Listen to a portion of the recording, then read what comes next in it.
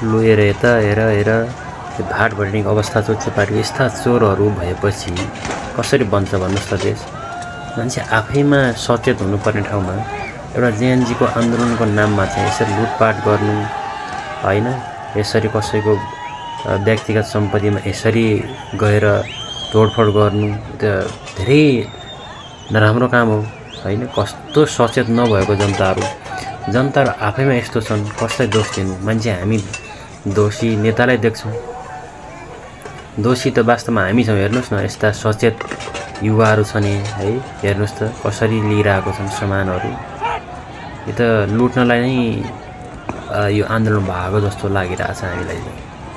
यो आन्दोलन त टोटल्ली रूपमा चाहिँ लुट्नकै लागि चाहिँ भएको। हेर्नुहोस् त मान्छेहरू युवाहरू छन्, हेर्नुहोस् कसरी तानिरहेका छन्। यस्तो पनि हुन्छ भने यसरी पनि परिवर्तन आउँछ त। अरूको पाएपछि यसरी लुट्नु भएन, लुटेर नेतालाई मात्रै भन्छौँ हामी, आफैले लुटिरहेका छौँ। यस्तो छ अवस्था। यो त एकदमै दयनीय अवस्था हो नि त। हेर्नुहोस् त युवाहरूको पारा है। यस्तो युवाहरू भएपछि देश कसरी माथि लाग्छ हो। नेतालाई मात्रै दोष दिएर, नेतालाई मात्रै गाली गरेर त के हुन्छ र। आफैमा चेतना नजाएपछि यसरी मान्छेले मेहनत गरेको सम्पत्ति जोडेको हुन्छ है, व्यापार बिजनेस गरेको हुन्छ, यसरी लुटेर खान पल्केपछि हेर्नुहोस् त लाज पनि त नहुनुपर्ने हो नि, लाजै नभएकाहरू रहेछन्। कस्तो अवस्थासम्म पुऱ्याए हेर्नुहोस् त। सारा हेर्दै सबै लुटे। यस्ता मान्छेहरू छन् नेपालमा। हेर्नुहोस् कसरी लुटिरहेको, सबै मान्छे प्रायः जसो यता लुट्नलाई नै आएको रहेछन् कि। हेर्नुहोस् त यस्ता अनुहार भएका मान्छेहरू पनि कसरी लुट्छन्। युवाहरू हेर्नुहोस्, उमेरले चाहिँ युवाहरू हुने हेर्नुहोस्, कोही हानिरहेका छन् त्यहीँ। हेर्नुहोस् म्याक्सिमम मान्छेको चाहिँ यहाँ धन्दा भनेको त्यहाँको सामान चोरेर लिने, म्याक्सिममको काम चाहिँ चोरेर लिने। हेर्नुहोस् सबैले, हेर्नुहोस् युवाहरू हेर्नुहोस् कसरी लिइरहेको छ हेर्नुहोस् त। ओहो युवाहरूको अवस्था। कसलाई के को धन्दा भन्थे हो रहेछ। यो चाहिँ चुच्चेपाटीको भाट भट्टिने है, यसरी लुटे युवाहरूले। यी सबैको अनुहारहरू चिनेर कहाँ कसले के सामान लगेको छ त्यो चाहिँ फिर्ता गर्न लाउनुपर्छ। त्यो चाहिँ राज्यले गरिदिनुपर्छ। बिचरा मिनबहादुर गुरुङ व्यवसायीलाई यसरी त अत्याचार गर्न मिलेन। उनले व्यापार बिजनेस गर्नु, राष्ट्रलाई ट्याक्स तिरेका छन्। वर्षेनी करोडौँ अरबौँ पैसा त ट्याक्स तिर्छन् बिचराले हैन। हजारौँ जनालाई रोजगार दिएका छन् हैन। नेपालमा रहेका गाउँ दूरदराजमा रहेका उद्यमीहरूको, व्यवसायीहरूको सामानहरू बेचिदिएका छन्, बिक्री गरेका छन्। एउटा प्लेटफर्म भएको छ, बेचिदिने ठाउँ भएको छ।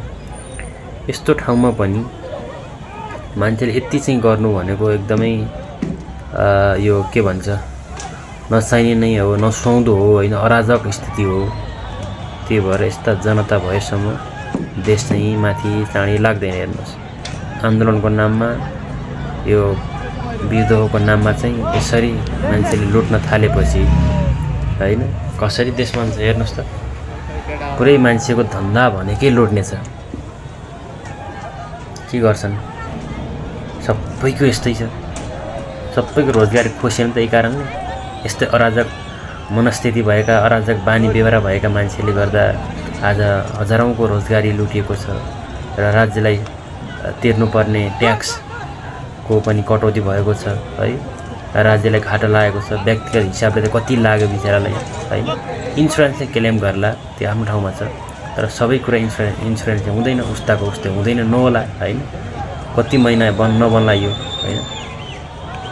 यस्तो अराजक प्रवृत्ति तत्त्वहरू छन् नेपालमा।